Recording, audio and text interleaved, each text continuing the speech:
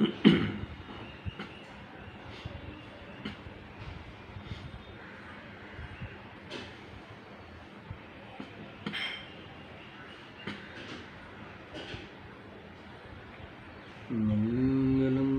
भगवान वीरु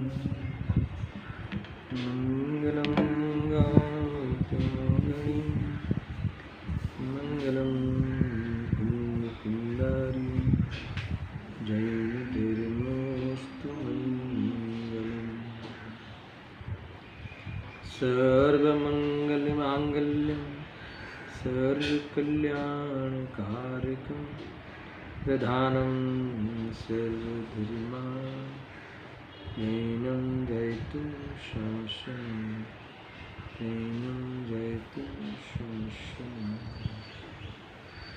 नमस्मे साराय सुरानुभूत्या च काश्यते चित्से भावाय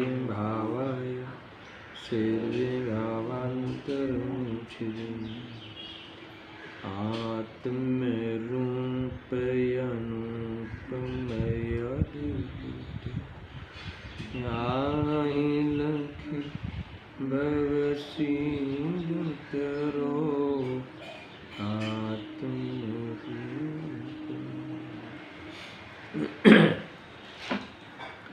समय सार सर्व विशुद्ध ज्ञान अधिकार गाथा 308 से लेकर 311 पर स्वाध्याय प्रारंभ किया है। आचार्य देव इसमें कहते हैं कि जो पूर्व में बात आई थी कि कर्ता भोक्ता, पर का कर्ता और पर का भोक्ता वे आत्मा का स्वभाव नहीं है, यानी इसीलिए आत्मा का जो अकर्तृत्व स्वभाव है वो हमें प्रकट करना चाहिए, अर्थात तो अकर्तृत्व स्वभाव हमें भोगना चाहिए। इस प्रकार से अकर्तृत्व स्वभाव की सिद्धि ये 308 से लेकर 311 गाथा में आचार्य देव ने की है, दृष्टांत पूर्वक की है। हिंदी अनुवाद भी पढ़ते हैं और इस हरि गीत पढ़ते हैं। इसके बाद गाथा तो एक गाथा का चला था बराबर। जो द्रव्य उपजे जिन गुणों से उनसे जाने अनन्य है जगत में कटकादि परिहायों से कनक अनन्य जो जीव अजीव के परिणाम जो शास्त्रों विशेष जिनवर कहे वे जीव और अजीव जान अनन्य उन परिणाम से उपजिन आत्मा को इससे न आत्मा कार्य है उपजावता नहीं कोई को इससे न कारण भी बने रे कर्म आश्रित होय करता कर्म भी करतार के आश्रित हुए उपजे नियम से अन्य नहीं सिद्धि दिखे। अद्भुत बात इसमें की है। गाथार्थ पहले गाथा का 308 गाथा का कल में ये बात कही थी कि ये जो टीका में क्रम नियमित जो शब्द है उस शब्द में से गुरुदेव सिंह ने क्रमबद्ध पर्याय की बात निकाली। देखो वैसे क्रमबद्ध पर्याय की बात कोई नई है ऐसा नहीं, वो जिन शासन का बहुत महत्वपूर्ण अंग है, महत्वपूर्ण टॉपिक है, अनेक आचार्य के द्वारा भी बात कही गई है, मगर वर्तमान में उस क्रमबद्ध को विशेष रूप से अगर रजुआत की हो इस युग में तो गुरुदेव सिंह ने की है। ये वाली ये गाथाएँ है तो इसकी विशेष महिमा इसलिए आती है कि कि जो क्रमबद्ध जैसा महान टॉपिक अर्थात क्रमबद्ध जैसा महान सिद्धांत, इस जो सिद्धांत के द्वारा द्रव्य स्वभाव की दृष्टि संभव है, तो इस सिद्धांत की बात गुरुदेव श्री ने इन गाथाओं में से खोली है। इसीलिए गाथा की महिमा को विशेष हमें आती है।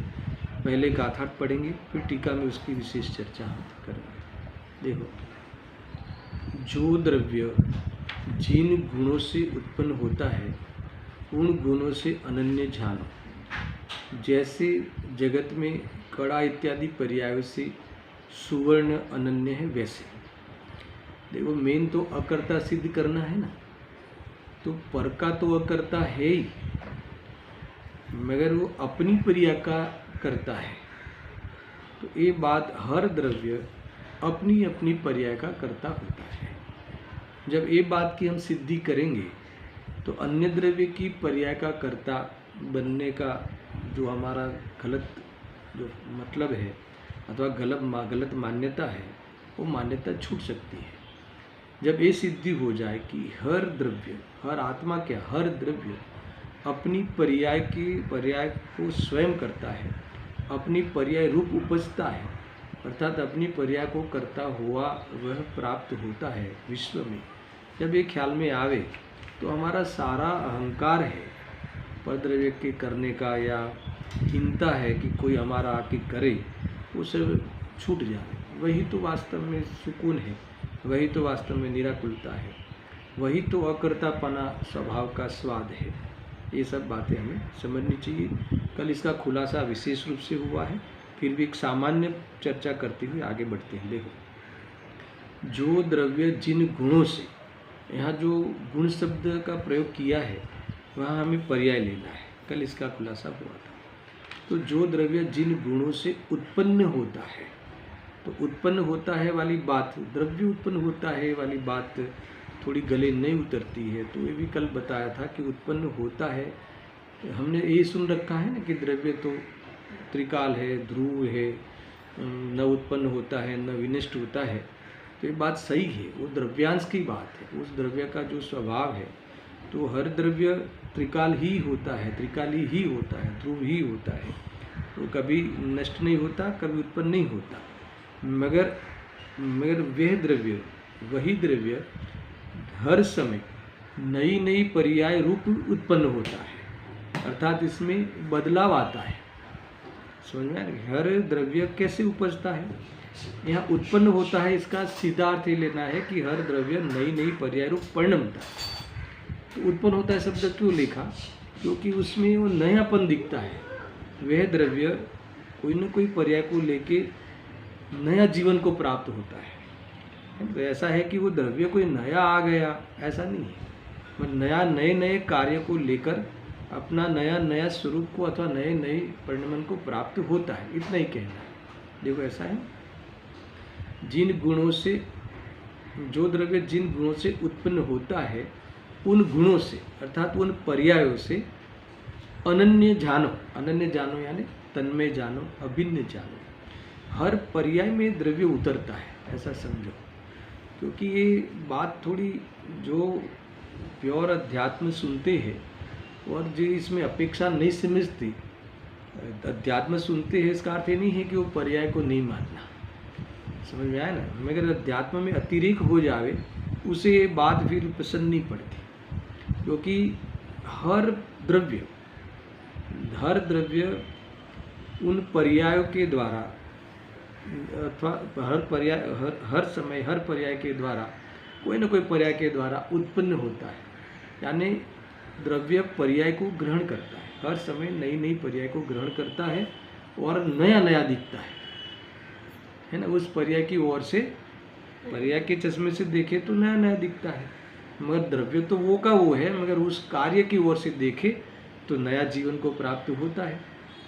और उस सत का मैंने वो लिया था ना लक्षण, और उसके आधार से भी कल बताया था, थोड़ा फिर से डिस्कस कर लेते हैं कि द्रव्य का लक्षण सत है, ठीक।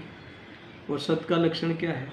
उत्पाद में अभी कभी कभी आध्यात्मिक ग्रंथों में सत को लेकर बहुत विशेष चर्चा होती है और होनी चाहिए कि भी हर द्रव्य सतरूप है, सत उसका लक्षण है, यानी अनादि अनंत है। तो सत को लेकर वो ध्रुव है, त्रिकाली है, ये बात जब चर्चा करते हैं इसलिए करते हैं कि जो पर्याय की दृष्टि छुड़ाने के लिए एक, और पर्याय जितना ही नहीं है, पर्याय बदलती रहती है, क्षणिक होती है, इसलिए द्रव्य क्षणिक हो गया ऐसा नहीं है। कोई पर्याय की ओर से द्रव्य को क्षणिक मान लेता है, दुखी होता है, अर्थात कभी उस पर्याय जितना ही मान लेता है कि इतना ही मैं हूँ, तो उसके लिए कहते हैं कि ऐसा नहीं है। द्रव्य तो सतरूप है, सदाकाल रहता है, मगर ऐसा जो सत्य है वो भी तीन प्रकार से है ना। द्रव्य जो सत्य है तो एकांत से सर्वथा सतरूप है ऐसा नहीं लेना है। तो सत का फिर लक्षण बताया उमा स्वामी देव ने, क्या बताया? उत्पाद व्यय ध्रुव्य युक्तम सत। ये जो तीन चीजें हैं तो अस्तित्व तीन प्रकार से है, उत्पाद व्यय और ध्रुव। ये जो सत है वो तीन प्रकार से है, उत्पाद व्यय और ध्रुव, ये समझना। तो उत्पाद भी एक सत्य है, व्यय भी एक सत्य है और ध्रुव भी एक सत्य है। ये तीनों मिल के एक सत्य है, अकेला सत्य है ऐसा नहीं, अकेला फिर वो पलटता ही नहीं ऐसा नहीं। देखो ये हर द्रव्य नई नई पर्याय को लेके उत्पन्न होता है अथवा नई नई पर्याय को लेके अपना विशेष रूप धारण करता है। तो ये हो गया उत्पाद। और वहाँ उत्पाद का भी प्रसंग है, यानी उत्पाद भी होता है, समझना जरा। उत्पाद भी होता है यानी अस्तित्व हो गया, होता है कि नहीं, हर समय उत्पाद भी होता है। और व्यय भी होता है, तो व्यय भी होता है तो व्यय का भी अस्तित्व हो गया। तो व्यय भी एक प्रसंग है, व्यय का भी एक प्रसंग है। तो पूर्व पर्याय रूप पर्याय को व्यय रूप करता हुआ अथवा पूर्व पर्याय से व्यय रूप होता हुआ, ऐसा भी मैं कह दूँ, पूर्व पर्याय रूप से व्यय होता हुआ, वो पर्याय रहती नहीं, नई पर्याय रूप उत्पन्न होता हुआ। ये तो दोनों प्रसंग है ना, दोनों अस्तित्व में शामिल है ना, दोनों चीजें होती है कि नहीं, होना उसका नाम ही अस्तित्व है। अब सुनना, तीसरा स्टेप भी ले लो, उत्पन्न होता हुआ वो ही है, वो ही है यानी ध्रुव ही है, यानी वो ही द्रव्य है। तो इसका ध्रुव भी है, यानी ये द्रव्य बदलता है, द्रव्य बदलता है, हर समय बदलता है, हर समय द्रव्य बदलता है, यानी नई नई पर्याय को लेकर पर्याय रूप होता हुआ कोई ना कोई पर्याय को ग्रहण करता है। अब बदलता है तो इसका अर्थ ये नहीं है कि अन्य रूप हो जाता है। कल लिया था हार का उदाहरण कि हार में से कड़ा बना, तो हार में से कड़ा बना कि नहीं बना? तो हार में जो सोना था वो हार रूप जो सोना था, अवैध बोलता हूँ, हार रूप जो सोना था वो हार रूप से व्यय हुआ, सोना व्यय नहीं हुआ, हार रूप से व्यय हुआ। और फिर है ना कंगन रूप से, कड़ा रूप से उत्पन्न हुआ।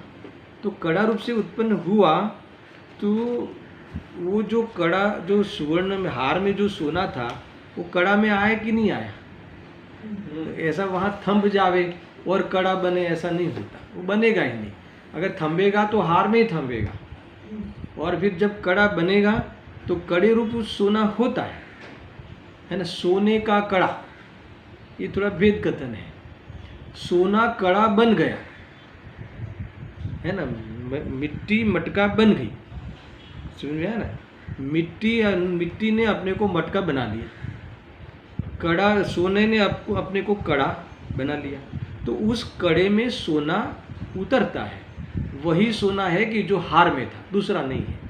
और वो बदलता है, उसका अर्थ हार रूप से बदलता है, मगर सोना कोई तांबा होके बदला, सोना कोई लोखंड होके बदला ऐसा नहीं। इसलिए सोना तो वही का वही है, ये तो वो ध्रुव हो गया। मगर हार रूप से बदलता हुआ, हार रूप से व्यय होने का प्रसंग, व्यय रूप भी हुआ, वो उसका अस्तित्व है, व्यय रूप होना भी एक अस्तित्व है। और व्यय रूप होता हुआ कड़ा रूप उत्पन्न हुआ, इसलिए कड़ा रूप एक अस्तित्व है। और कड़ा रूप होता हुआ वही है, कड़ा रूप होता हुआ सोना ही है, वही सोना है, तो वो ध्रुव हो गया। तो एक ही समय है उत्पाद व्यय ध्रुव हुआ। अब आपने कल पूछा था, मुझे इतनी चर्चा हुई थी कल, मैंने पुनः ले ली कि आपने कहा कि फिर इसमें दृष्टि का विषय कहाँ आया। समझा? देखो कि दुनिया की दृष्टि पर्याय पे है, बदलाव पे रहती है। और बदलाव पे रहती है उसका अर्थ क्या, कोई ना कोई अपनी इच्छा के अनुसार बदलाव चाहता है एक, या फिर कोई बदलाव हुआ तो वो नहीं चाहता है दो, या फिर कोई बदलाव हुआ हो तो उसको कायम रखना चाहता है। समझ में आया? और ये होता नहीं, क्योंकि उत्पाद व्यय का स्वरूप ये है कि पूर्व की पर्याय के व्यय रूप और नई पर्याय के उत्पाद रूप, तो उसी पे दृष्टि होने से दुखी होता है। तो वहाँ भगवान ने, आचार्य ने कहा कि कभी भी तुम्हें सुखी होना हो तो जो स्थायी हो, जो स्थिर हो, जो कायम रहना हो, उत्पाद तो हर समय नया नया होता है और पूर्व का व्यय भी हमेशा हर समय होते रहता है, तो उसको अपनाया नहीं जाता, उसको अपना परमार्थ नहीं माना जाता, उसको परमार्थ से अपना स्वरूप नहीं माना जाता। क्यों ऐसा? परमार्थ से अपना स्वरूप नहीं माना जाता यानी वो परमानेंट रूप से अपना स्वरूप नहीं माना जाता। तो आपको अपना मानना हो तो परमानेंट जो अपना मानना हो, तो जिस प्रकार से परमानेंट है उस प्रकार से तुम अपने को अपना स्वरूप मानो। समझ में आया? तो जो सोना है वो हर जो अंशों में, अर्थात तो हर पर्यायों में सोना बना रहता है, सुवर्ण रूप से हमेशा सोना रहता है। तो आप उसे सोना समझो कि हार है वो सोना ही है, फिर हार बदल के कड़ा हुआ तो वो सोना ही है, वो ही है ना, वैसा ही है, उतना ही है। तो इस प्रकार से वहाँ दृष्टि का विषय आपको मिल जाता है। तो इस प्रकार से दृष्टि करनी चाहिए। कुल मिला के मुझे ये बताना है कि यहाँ तो अकर्ता स्वभाव सिद्ध करना है, यहाँ तो पर से भिन्न अपना अनुभव करना है, तो कि हर द्रव्य उन गुणों से अथवा उन पर्यायों से उत्पन्न होता है, अपनी अपनी पर्यायों से उत्पन्न होता है। वो उन गुणों से अनन्य जानो, यानी वो पर्याय में कौन है? वो द्रव्य ही है। पर्याय में द्रव्य होता है, पर्याय के बाहर द्रव्य नहीं होता। अभी ये दिक्कत ये होती है कि ये जो मैंने थोड़ी देर पहले कहा था कि अध्यात्म के अतिरेक में व्यक्ति को ऐसा होता है कि ये पर्याय का जैसे नाम ले लिया तो उससे जैसे बुखार आ गया हो ऐसा कर लेता है ना। पर्याय का नाम सुन के ऐसा, पर्याय का नाम सुन के जैसे वो अछूत हो गया ना, मतलब नहाना पड़े ऐसा बिहेव करता है, ऐसा अनुभव करता है। तो नहीं, अपने को तो ध्रुव से मतलब है ना, ध्रुव में जाना चाहिए है ना। तो ध्रुव में कौन जाता है? कौन जाता है ध्रुव में? पर्याय ही तो जाती है, पर्याय ही तो ध्रुव का अनुभव करती है। तो पर्याय को पर्याय रूप से जिस प्रकार से है, और देखो पर्याय जो द्रव्य किसका करता है, किसका अकर्ता है, किस प्रकार से है ना भोगता है, द्रव्य क्या है, पर्याय क्या है, वो सारी चीज़ें हमें यथार्थ पता होना चाहिए। देखो दृष्टि का विषय कौन करता है? दृष्टि करती है, तो दृष्टि भी तो एक पर्याय है। समझ में आया ना? तो दृष्टि का विषय उसी प्रमाण के द्रव्य में बैठा है, उससे जो उत्पन्न होता हुआ वह द्रव्य, पूर्व की पर्याय में वह होता हुआ द्रव्य वही है। तो जो वही है वो दृष्टि का विषय है, और उत्पाद व्यय है वो ज्ञान का विषय है। मात्र जानो उसे, मगर बदलता है तो उस पर तुम अपना जीवन का कोई ख्वाब मत देखो, और उसके आधार से कोई तुम अपने जीवन की रचना मत करो, अर्थात तो तुम उसे ही अपना परमानेंट स्वरूप मत मानो। वो यही मैं हूँ, वो पर्याय को इस प्रकार से उस ख्याल में मत लो, है ना। वो पर्याय बदलती है तो यही मैं हूँ ऐसा उसमें अनुभव नहीं किया जाता। तो इस प्रकार से वहाँ दृष्टि का विषय भी बैठा है। बहुत वैसे कठिन बातें नहीं है, हमारे जीव ने इसको पर्याय नाम सुन के ही ऐसा उसे लगता है। अब यहाँ तो कहते हैं कि पर्याय रूप द्रव्य उत्पन्न होता है, यानी अपनी अपनी पर्याय रूप वही द्रव्य उत्पन्न होता है, अर्थात तो परिणमता है, अन्य द्रव्य नहीं परिणमता, और अन्य द्रव्य नहीं परिणमाता। ये बात इनमें खास कही है। देखो जो द्रव्य जिन गुणों से उत्पन्न होता है उन गुणों से उसे अनन्य जानो, तन्मय जानो, उन गुणों से उन पर्याय से उसे तद्रूप जानो, अभिन्न जानो, ऐसा समझना। जैसे जगत में कड़ा इत्यादि पर्यायों से सुवर्ण अनन्य है, वैसे है ना, आया ना। जो कड़ा आदि जो भी पर्याय है उससे कौन अनन्य है? अनन्य यानी अनन्य यानी अभिन्न, उस पर्याय से अभिन्न सुवर्ण ही है। देखो कई बातें आती है, कभी कभी पर्याय और पर्याय की ओर से देखे तो द्रव्य अन्य अन्य है, समझ में ना। देखो है, क्योंकि द्रव्य को जुदा दिखाती है। जो आत्मा जब मनुष्य पर्याय में होता है तो उस मनुष्य पर्याय से वह अभिन्न है, पर वह आत्मा मनुष्य पर्याय के वे रूप करता हुआ जो देव की पर्याय रूप उत्पन्न होता है। तो जो मनुष्य की पर्याय है वो देव की पर्याय नहीं है, पर मनुष्य पर्याय में जो है वही देव की पर्याय में है। इसी प्रकार से वही द्रव्य मनुष्य दिखता है, वही द्रव्य देव दिखता है, वही द्रव्य नारकित दिखता है, वही द्रव्य अर्यंत दिखता है, वही द्रव्य सिद्ध दिखता है। तो ये जो पर्याय की ओर से अन्य अन्य मालूम पड़ता है वो तो अन्य अन्य के खाते में गया, मगर जो पर्याय के साथ रहता है, जो उस पर्याय में तन्मय होता है, जिस पर्याय के तद्रूप होता है, उस पर्याय से वो अनन्य है।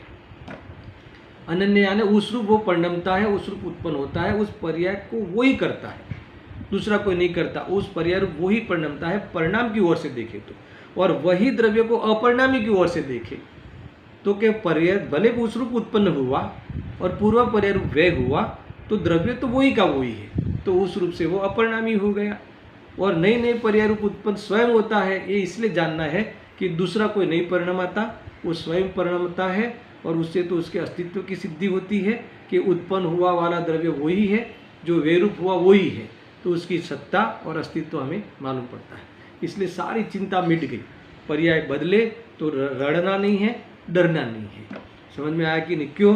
क्योंकि पर्याय बदलना स्वभाव है, और पर्याय नई नई पर्याय रूप उत्पन्न होना, नया नयापन रूप से द्रव्य रजू होना, वो द्रव्य का पारिणामिक अथवा तो परिणामी स्वभाव है। और नए नए रूप उत्पन्न होता हुआ भी वो अन्य रूप नहीं हो जाना, अजीव रूप नहीं हो जाना, जड़ रूप नहीं हो जाना, एक समय की पर्याय जितना ही परमानेंट नहीं हो जाना, मगर उसके साथ रहना, उसमें रहना, वो द्रव्य का धर्म है, त्रिकाल धर्म है ना। इस प्रकार से उत्पाद वे द्रव्य तीनों एक समय में होते हैं।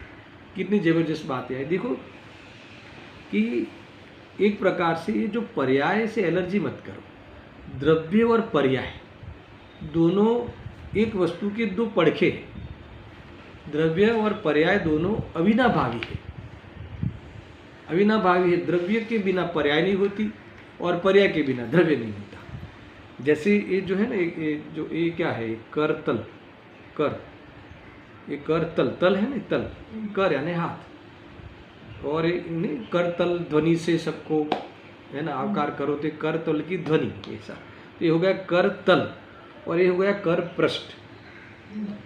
तो ये एक ही हाथ के दो पड़खे है ना, ये एक हो करतल हो और कर पृष्ठ नहीं हो, ऐसा नहीं होता। समझ में ना, हेड एंड टेल है ना, एक ही मतलब कि यहाँ है ना चित्त और पट, एक ही सिक्के के दो पहलू है, दो पड़खे हैं। तो ऐसा ही है, एक उदाहरण दिया हुआ है कि जैसे कोई एक दीवार बनाओ, एक ईंट रखो, इसके ऊपर दूसरी ईंट रखो, तीसरी ईंट रखो, तो मान लो कि ये बाजू मुझे एक कमरे में एक दीवार बनानी है अलग अलग करने के लिए, तो ये मैंने दीवार चढ़ी, तो ये बाजू का हिस्सा बना, तो साथ में दूसरी बाजू का हिस्सा बनेगा कि नहीं बनेगा, कि अलग अलग से बनाना पड़ता है? अरे वो अविनाभावी है, अविनाभावी है। ये हिस्सा हो फिर चलो वो बाजू जाके दूसरा हिस्सा बनाए, ऐसा होता है क्या? नहीं होता। तो कि दोनों हिस्से साथ में ही होते हैं, दोनों हिस्से मिलके वस्तु है। इस प्रकार से द्रव्य और पर्याय दोनों एक वस्तु के पड़खे हैं, दोनों अपना अपना अलग अलग धर्म लेके वस्तु को कायम प्रसिद्ध करते हैं, कायम रखते हैं। जो द्रव्य है वो नई नई पर्याय रूप उत्पन्न होता हुआ वास्तव में उत्पाद को प्राप्त होता है, नई नई पर्याय को ग्रहण करता है, और जब भी कोई पर्याय को ग्रहण करेगा तो पूर्व की पर्याय जो है उससे व्यय करता हुआ आएगा, उसमें से निकलता हुआ आएगा, उसमें नहीं रहेगा, वो पर्याय नहीं रहेगी, अथवा उस पर्याय रूप द्रव्य ही नहीं रहेगा। मैंने ऐसा बोला, आपको लगेगा कि द्रव्य नहीं रहेगा, अरे उस पर्याय रूप तो नहीं रहेगा, नहीं रहेगा तो कहाँ रहेगा? तो क्या नई पर्याय रूप रहेगा, तो वो द्रव्य बदल जाएगा। तो क्या पर्याय की ओर से द्रव्य बदल गया, हार नहीं रहा, कड़ा रहा, मगर द्रव्य तो वो जो हार में था वही है, दूसरा नहीं है। आज समझ में पूरी बात है। तो वही का वही है, तो वो तो हो गया दृष्टि का विषय। और जो हार रूप से किस रूप हुआ, कड़े रूप हुआ। अभी ऐसा परिणमन तो निरंतर होता है, यानी आप किसी भी एक परिणमन का अहंकार करोगे या किसी भी एक परिणमन पे रीझ जाओगे तो पर्याय दृष्टि हो जाएगी। इसलिए कहते हैं क्योंकि वो तो बदलना है, बदलाव है, परिवर्तनशील होता है, तो जो परिवर्तन होता है उस पर अहम नहीं किया जाता। परिवर्तन जो होता है उस परिवर्तन को परिवर्तन रूप से जानो, वो भी उसका परिणाम में परिवर्तन भी स्वभाव है। तो ऐसा नक्की करके जो वास्तव में परिवर्तन होने पर भी कायम वही का वही रहता है, ऐसा मैं हूँ। अर्थात तो इस प्रकार से त्रिकाल की ओर से अपने अस्तित्व को अनुभव करो और उत्पाद विवेक को अपने ज्ञान का ज्ञेय बनाओ, तो इस प्रकार से अनुभव होता है। समझ में आया कि नहीं? ऐसा है। वास्तव में देखा जाए तो उत्पाद विवेक द्रव्य मिलके सत है, यानी एक प्रकार से तो भेद न करो तो तीनों पारिणामिक भाव रूप से रह रहे हैं। यानी उत्पाद की भी चिंता नहीं, व्यय की भी चिंता नहीं, क्योंकि उत्पाद व्यय भी निरपेक्ष है, हर समय होता हुआ परिणमता है द्रव्य। इसलिए ये सारी चर्चा इसमें आई है। कितनी अद्भुत है देखो। कुल मिला के ये बात क्यों आई है कि ये हर द्रव्य अपने हर द्रव्य अपनी पर्यायों से उत्पन्न होता है, अपनी पर्याय रूप से परिणमता है, उस पर्याय रूप से वह उत्पन्न होता है। यानी यही, इसीलिए इसमें तो अर्थ ये निकालना था, यहाँ तो इसलिए विषय रखा है कि दूसरा कोई इसे नहीं परिणमता, परिणमन नहीं कराता, अन्य द्रव्य और अन्य द्रव्य रूप नहीं परिणमता। दो बातें, यानी पर द्रव्य का कर्ता नहीं है, पर द्रव्य का भोक्ता नहीं है। कोई मुझे परिणमन करावे, अर्थात कोई मुझे सुख दुख देवे, अर्थात मैं किसी को सुखी दुखी करूं, अर्थात मैं किसी को अपने उसका कार्य जाके करूं, ये वाली व्यवस्था विश्व में नहीं है। हर द्रव्य अपने गुणों से अर्थात तो अपने परिणामों से परिणमता हुआ उत्पन्न होता है। ये हर समय का नियम है। इसीलिए तुम्हें परिणमन होने में, कार्य करने में भी किसी के सहाय की, किसी के अधीनता की जरूरत नहीं। ये अकर्तृत्व स्वभाव है। देखो, नहीं परिणमना ये अकर्तृत्व स्वभाव नहीं है। क्या कहा, समझना, बहुत बड़ी बात कह रहा हूँ मैं। हम तो सीधा वहीं चले जाते हैं, द्रव्य परिणमता ही नहीं, परिणमता नहीं ऐसा नहीं लेना है।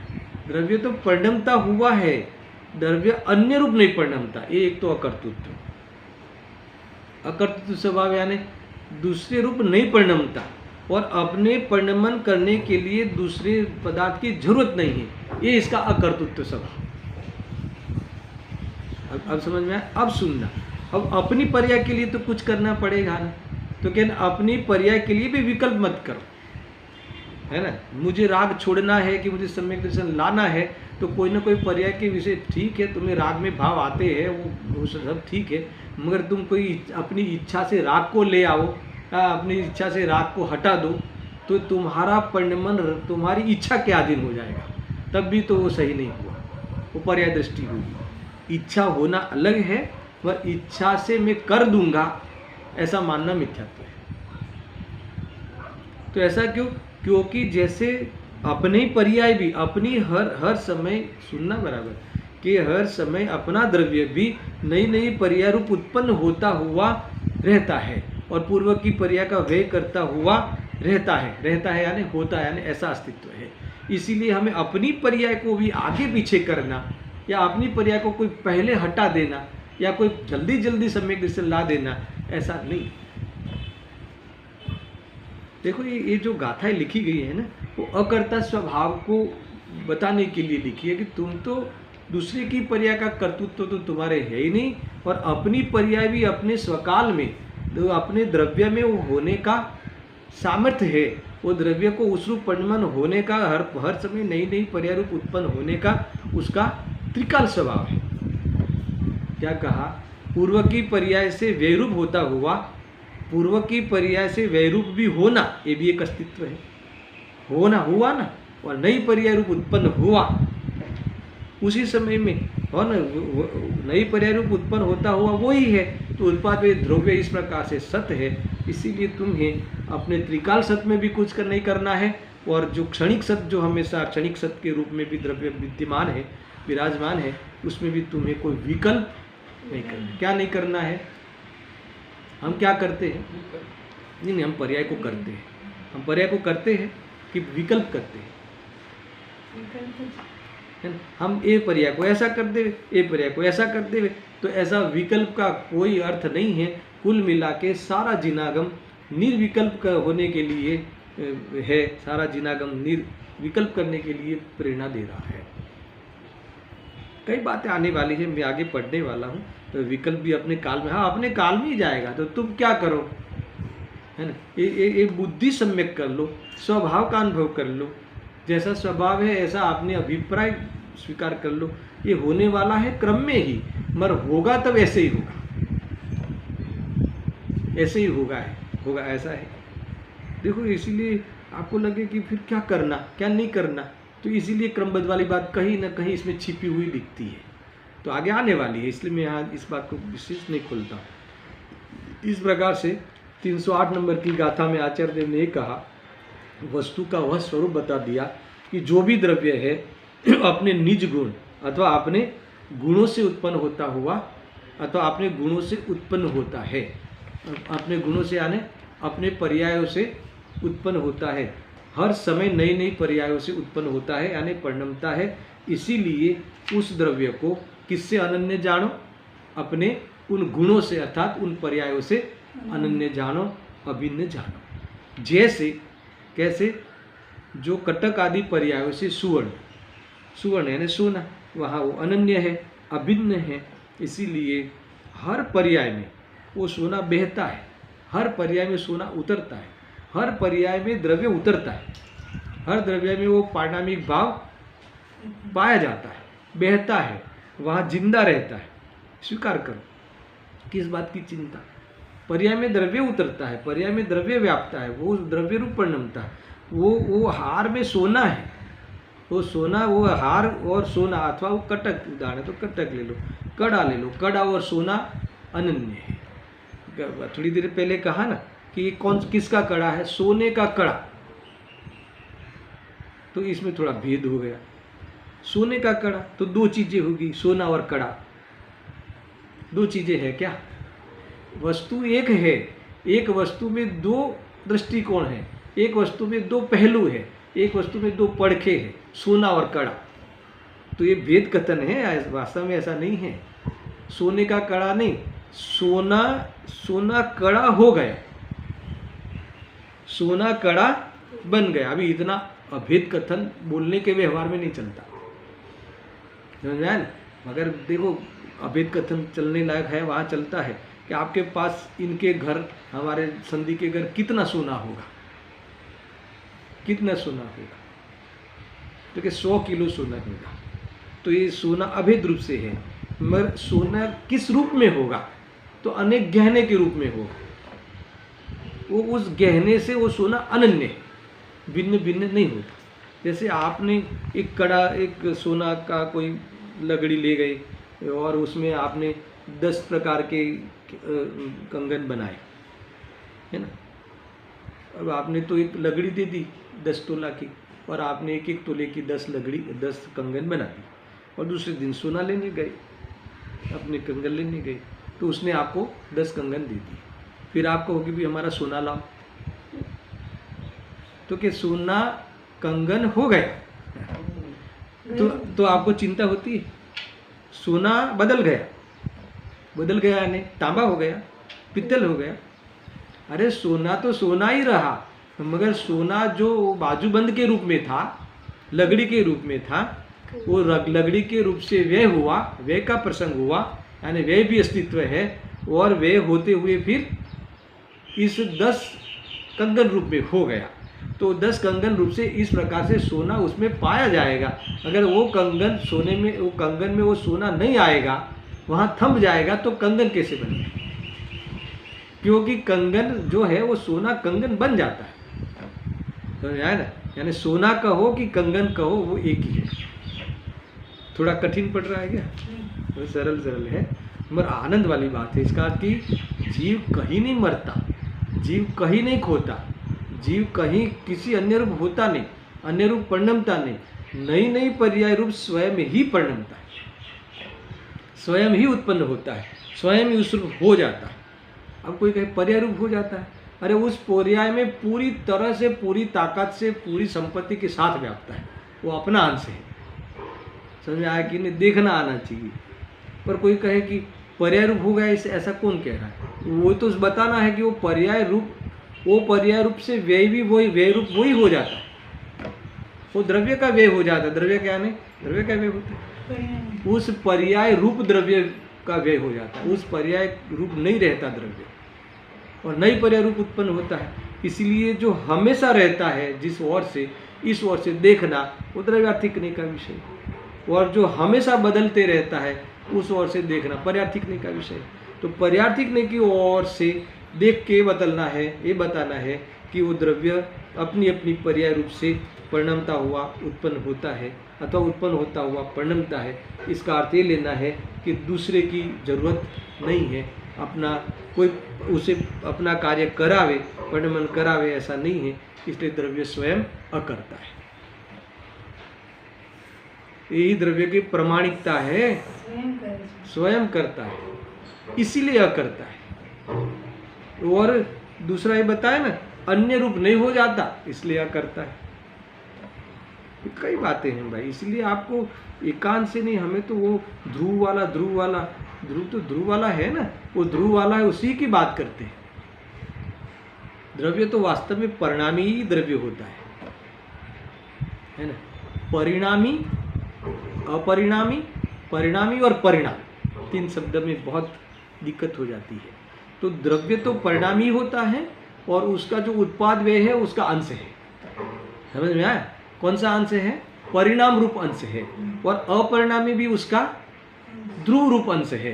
यानी द्रव्य तो परिणामी है। अब तुम सुधारो अपने चिंतन को। द्रव्य तो परिणामी ही होता है, द्रव्य तो गुण पर्याय व द्रव्य ही होता है ना। द्रव्य गुण पर्यायमयी ही वस्तु होती है।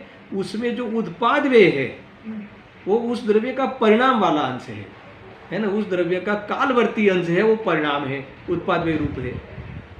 समझ में आया? और उस द्रव्य कालवर्ती अंश में, हर कालवर्ती अंश में जो पाया जाता है, हर कालवर्ती अंश रूप होता हुआ वर्तता है, वो उसका ध्रुव अंश है, वो उसका अपरिणामीपना है और ये इसका परिणाम है। ऐसा मिलके वो परिणामी द्रव्य है। अब उसमें दृष्टि का विषय, उसको दृष्टि का विषय क्या होता है, किस दृष्टि से देखें। देखो, जब ज्ञान में वो दृष्टि शब्द उपयोग करोगे तो किस अपेक्षा से देखें, तो क्या दोनों अपेक्षा से देखो, है ना। दोनों चश्मे से देखो, पर्यार्थिकने के चश्मे से भी देखो और द्रव्यार्थिकने के भी चश्मे से देखो। फिर क्या करो, चाहे तुम्हें अगर स्पष्टता करनी हो तो कभी द्रव्यार्थिकने का चक्षु सर्वथा बंद करके पर्यार्थिकने के चक्षु से खुलासा करो। फिर कभी पर्यार्थिकने का चक्षु सर्वथा बंद करके द्रव्यार्थिकने की चक्षु से खुलासा करो। फिर क्या करो ये बताओ मुझे, तो उसमें रस है। फिर क्या करोगे, अब बताओ कि अकर्तृत्व स्वभाव का आवेदन करो। अकर्तृत्व का ये है कि देखो पर्याय बदलती है, इसीलिए पर्याय रूप नई पर्याय रूप होता है, इसलिए बदलने का तुम्हें किसी को ठेका देना नहीं है। इसलिए अकर्तृत्व स्वभाव पे दृष्टि चली जाएगी। समझ में आया कि नहीं? और मान लो कि बदलते हुए भी, हर नई पर्याय रूप उत्पन्न होता हुआ भी, पूर्व पर्याय रूप से व्यय होता हुआ भी, कौन व्यय होता है? द्रव्य। पूर्व पर्याय रूप से व्यय होता हुआ द्रव्य नई पर्याय से रूप से उत्पन्न होता हुआ भी द्रव्य वही का वही है। वो कौन सा अंश हो गया? वो ध्रुव अंश हो गया। तो ध्रुव अंश के ओर से वो अपना त्रिकाल अस्तित्व का वेदन करो, त्रिकाल अस्तित्व का भरोसा करो। और बदलती हुई पर्याय की ओर से तुम्हें उसमें यही मेरा परमानेंट स्वरूप है ऐसा मानने की भूल की थी, वो निकाल दो। किसी न किसी पर्याय में हमने क्या कर दिया था, यही मेरा स्वरूप है ऐसा मान लिया था। तो ये तुम मान्यता, किसी पर्याय जितना ही तुमने मानने की भूल की थी वो भूल छोड़ दो।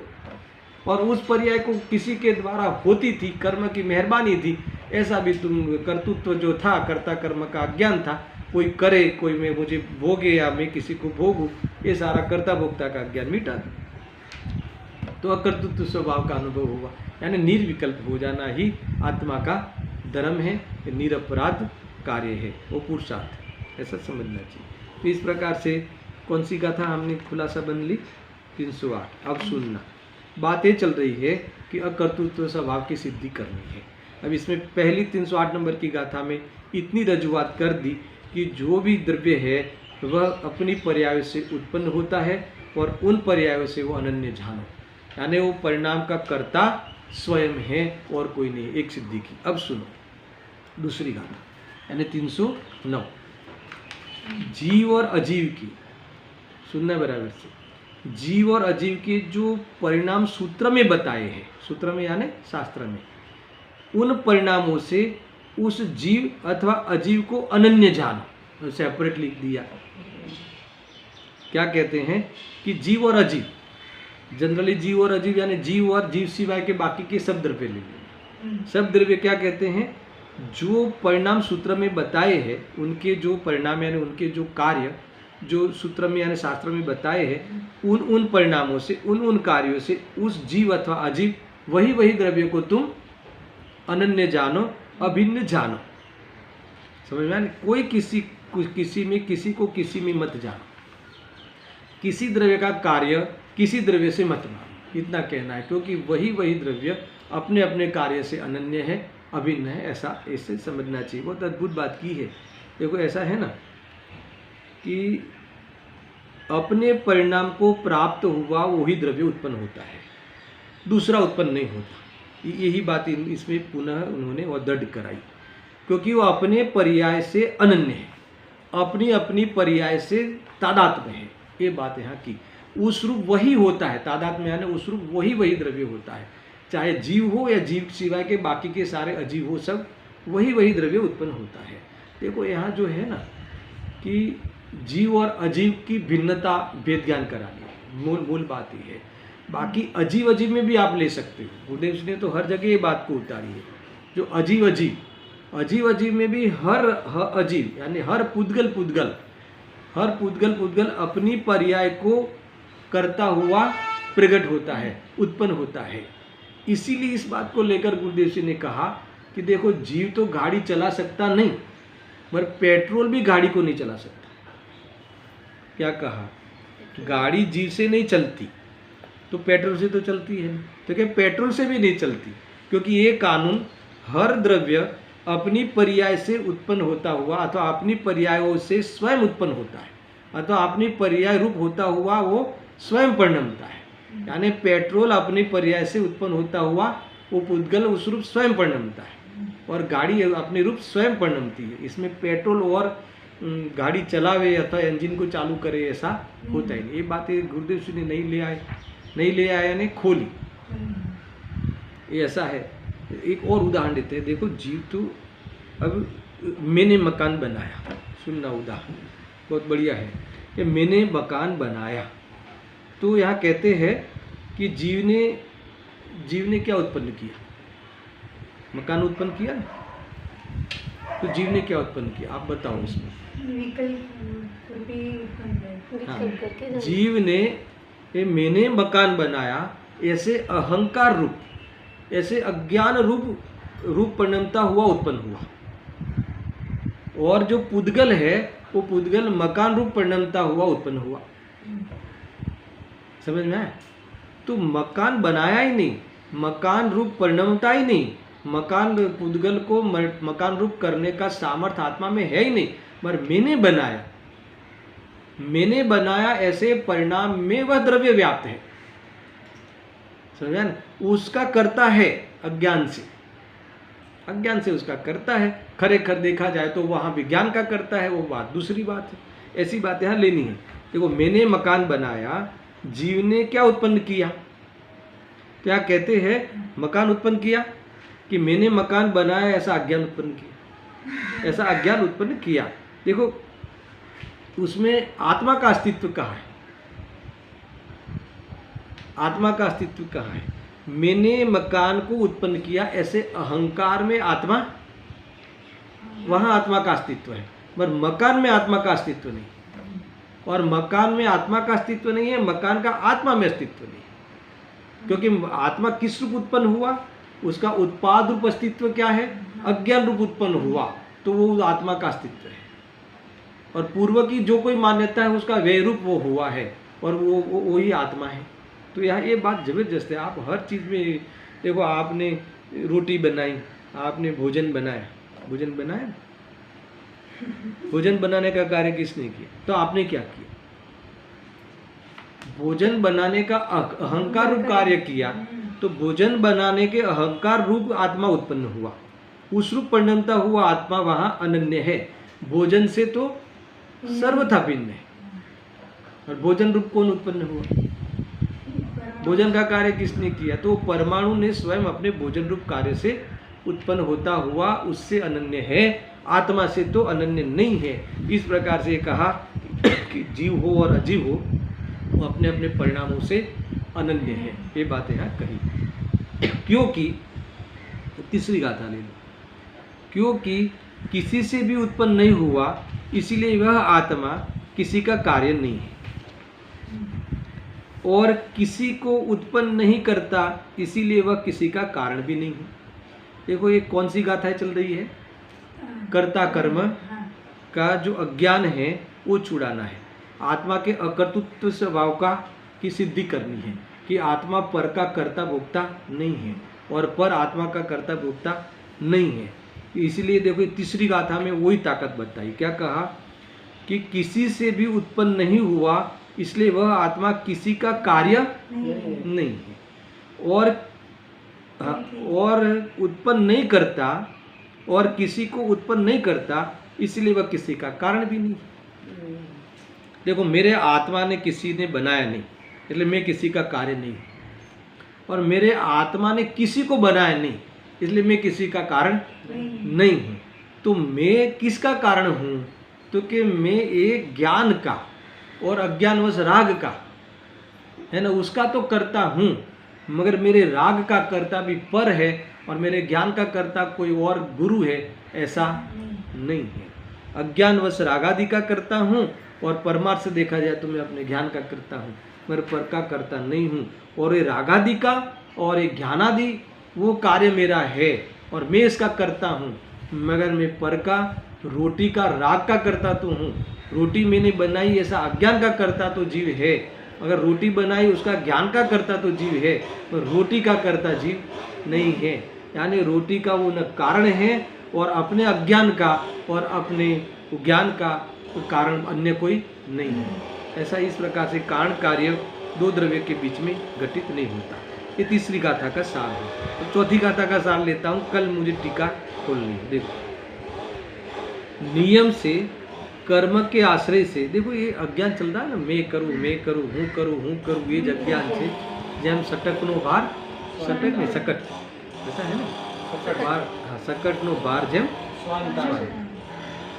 ये नरसिंह मेहता को याद करते हैं कभी कभी वो देश से। देखो आगे, नियम से, कर्म के आश्रय से, कर्म का अवलंबन लेकर कर्ता होता है, और कर्ता के आश्रय से कर्म उत्पन्न होता है।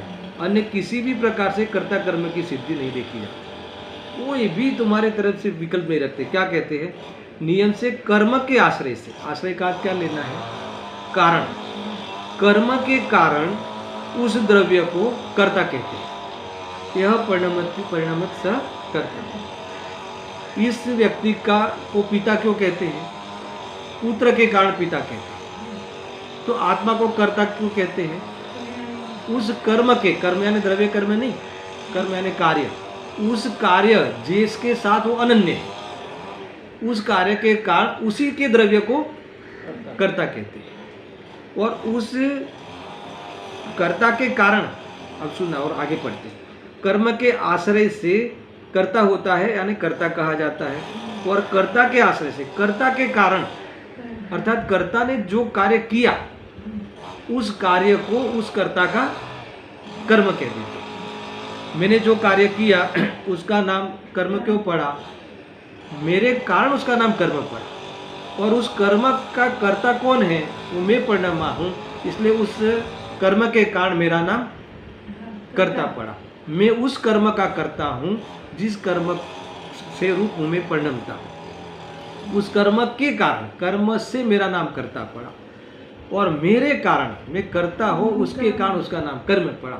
इसीलिए विश्व में कर्ता कर्म का अनन्यपना अपने द्रव्य के साथ है, किसी और द्रव्य के साथ कर्ता कर्म की सिद्धि किसी भी प्रकार से नहीं होती। समझ में आया ना? इसीलिए मैं परद्रव्य का अकर्ता हूँ, कर्ता नहीं हूँ। इस प्रकार से मैं अकर्तृत्व यानी करने का बोझा, करने का अज्ञान से रहित हो जाऊँ, तो वास्तव में मैं निराकुल हो जाऊँ, ऐसी बात आई है।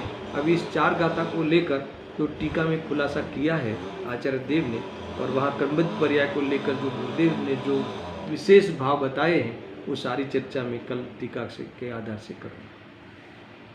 सहजानंदी शुद्ध स्वरूपी अविनाशी हूँ आत्मस्वरूप। सहजानंदी शुद्ध स्वरूपी अविनाशी हूँ आत्मस्वरूप। सहजानंदी